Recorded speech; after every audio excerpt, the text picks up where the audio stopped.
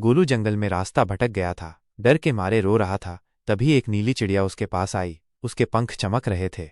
बोली, तुमने कभी किसी को दुखी नहीं किया, मैं तुम्हारी मदद करूंगी। चिड़िया ने अपनी चोंच से एक जादुई रेखा खींची और वो रेखा एक चमकता रास्ता बन गई। गोलू चलते चलते सीधे अपने घर पहुंच गया। अगले दिन जब वो फिर चिड़िया को खोजने गया, वहां सिर्फ एक पंख गिरा मिला। अब गोलू रोज जरूरतमंदों की मदद करता है। शायद वो फिर एक दिन उस जादुई चिड़िया से मिल जाए।